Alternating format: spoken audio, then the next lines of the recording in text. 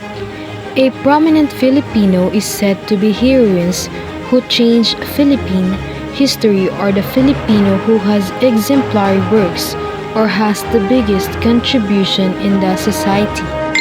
Who are they? What are their contributions in our country? To know more, let us now know them one by one. Jose Rizal contributed to the Philippine independence movement and through his writings, which criticized the Spanish colonial government and inspired nationalism among Filipinos. While he did not advocate for outright revolution, his execution by the Spanish motivated others to take up arms against colonial rule. Rizal believed reform could be achieved through non-violent means such as education and civic participation rather than bloody revolution. He rose to become the leader of the propaganda movement, publishing numerous pieces to its Barcelona-based journal, La Solidaridad. Rizal's aims included the integration of the Philippines as a province of Spain, representation in the Cortes, the Spanish Parliament, the replacement of Spanish friars with Filipino priests, freedom of assembly and expression, and equality of Filipinos and Spaniards before the law. In 1892, Rizal returned to the Philippines. He created the Lega Filipina, a peaceful reform movement in Manila, and was banished to the Pitan in northwest Mindanao. For the next 4 years, he lived in exile.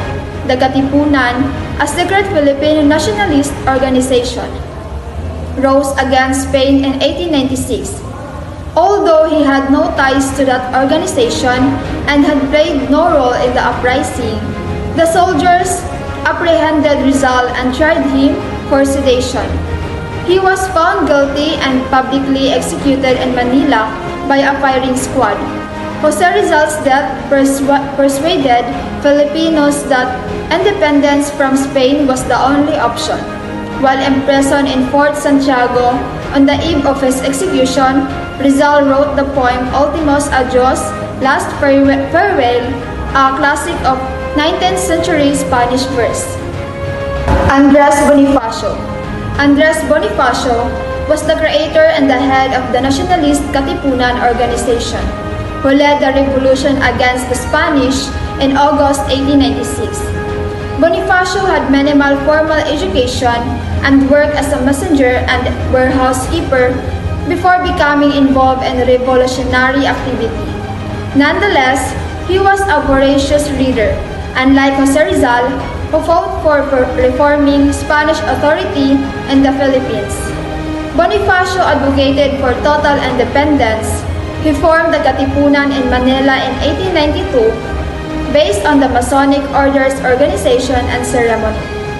Bonifacio led the long-planned insurgency in Luzon in August 1896, but his men were beaten by the Spanish troops, forcing him to flee to Montalban in the north, where Emilio Aguinaldo, one of his lieutenants, continued the fight. As the Spanish crushed the insurrection, it became evident that Bonifacio was an incompetent military leader. A conference at Tejeros in March 1897 named Aguinaldo, not Bonifacio, as the president of a new Philippine Republic.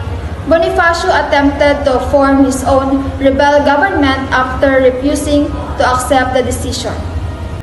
Emilio Aguinaldo was a Filipino leader and politician who battled for the Philippines' independence, first from Spain and then from the United States. Aguinaldo's parents were Chinese and Tagalog. On August 1896, he was the local head of the Katipunan, a revolutionary movement that battled the Spanish ferociously and was a mayor of Cavite Viejo. In December 1897, he and the Spanish Governor General signed the Pacto Biak na Bato. Aguinaldo promised to leave the Philippines and live in exile for the rest of his life in exchange for a large cash payoff from Spain and the promise of liberal reforms while in exile. However, he arranged to return to the Philippines to assist the Americans in their war with Spain. On May 19, 1898, Aguinaldo returned to the Philippines and declared a fresh rebellion against Spain. On June 12, 1898, the from Spain and established a provisional republic with Aguinaldo as president. In September, a revolutionary assembly assembled and recognized Filipino independence. However, Spain gave the Philippines along with Puerto Rico and Guam to the United States. The tensions between Americans and Filipinos quickly escalated. The Malolos Constitution, which declared the Philippines a republic and was accepted by both the legislature and Aguinaldo, was proclaimed on January 23, 1899. Aguinaldo was elected president after serving as president of the interim government. The expected conflict between Americans and Filipinos erupted on February 4 in Manila. The Filipinos had battled valiantly had been defeated on all fronts by the morning of February 5. What remained on the insurgency was finally put down after 3 years of costly fighting when Aguinaldo was caught in his civilian headquarters at Palanan in northern Luzon on March 23, 1901. In an operation headed by General Frederick Funston, Aguinaldo signed an oath of loyalty to the United States, received a government pension, and retired to private life. Post-independence, President Elpidio Quirino named Aguinaldo to the Council of State. Emilio Aguinaldo's contribution in his final years included the promotion of Philippine nationalism and democracy and the development of relations between the Philippines and the United States. Apolinario Mabini was a Filipino thinker and speaker of the Philippine Revolution who prepared the Constitution for the short-lived Republic of 1898 to 1899. Mabini was born into a peasant family and attended San Juan de Letran College in Manila before graduating from the University of Santo Tomas with a law degree in 1894. He joined the armies of Patriot General Emilio Aguinaldo in an insurgency planned by nationalists in August 1896 and quickly became his right-hand man.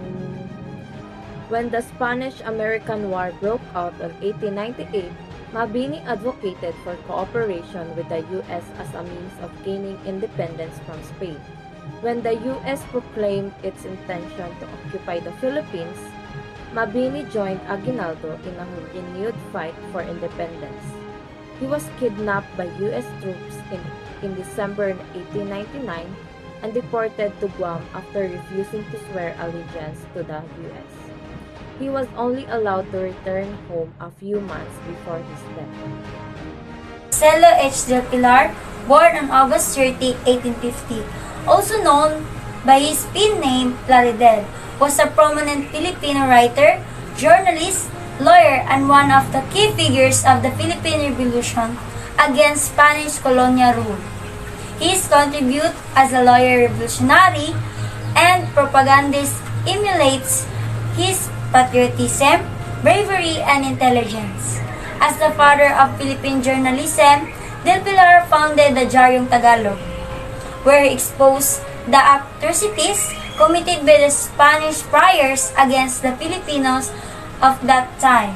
And in 1880, he defended Jose Rizal's polemical writings by issuing a pamphlet against a priest attack, exhibiting his deadly wit and savage ridicule of lyrical violence.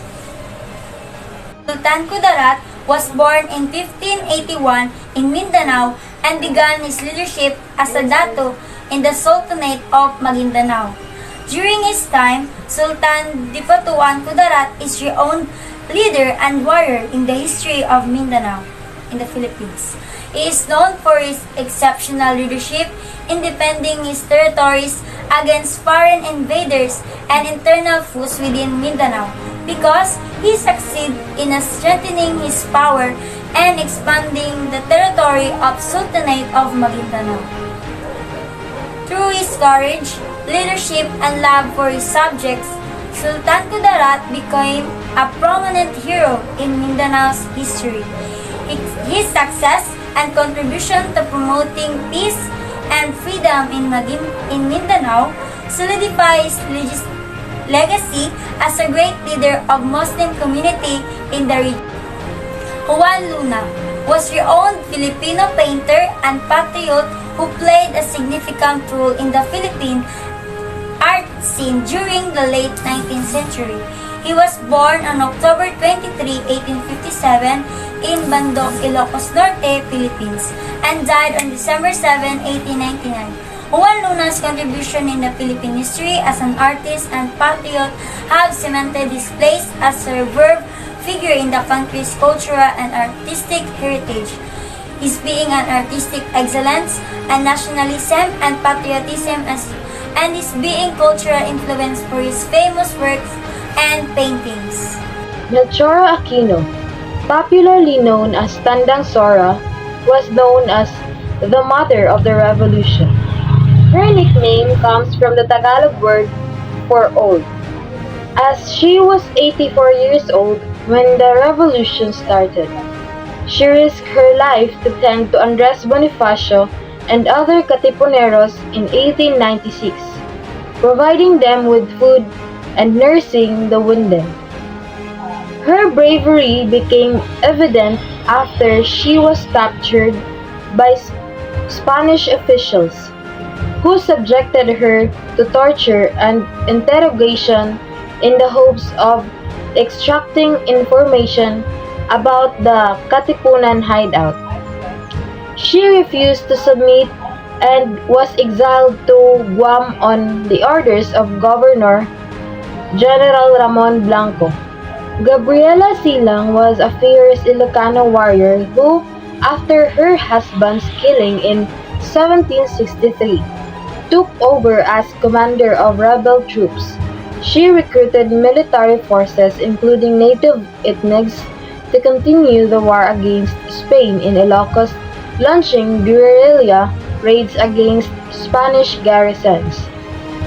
In her final engagements, at the liberation of Vigan, she commanded nearly 2,000 troops against an army of over 6,000 Spanish soldiers. Silang lost the battle, so she and her surviving 80 troops retreated to uncharted territory in Abra, where they were eventually caught before publicly hanging the general herself in September 1763. The Spanish forced her to witness the public killings of her soldiers. Despite her defeat, Gabriela Silang is remembered for her incredible bravery in fighting for the freedom of Ilocos. The achievements and contributions of the Philippines' national heroes are worth remembering and commemorating, no matter how mundane and minutiae of our own lives. We can inspired by their fortitude, their bravery, and their strength in the face of adversity.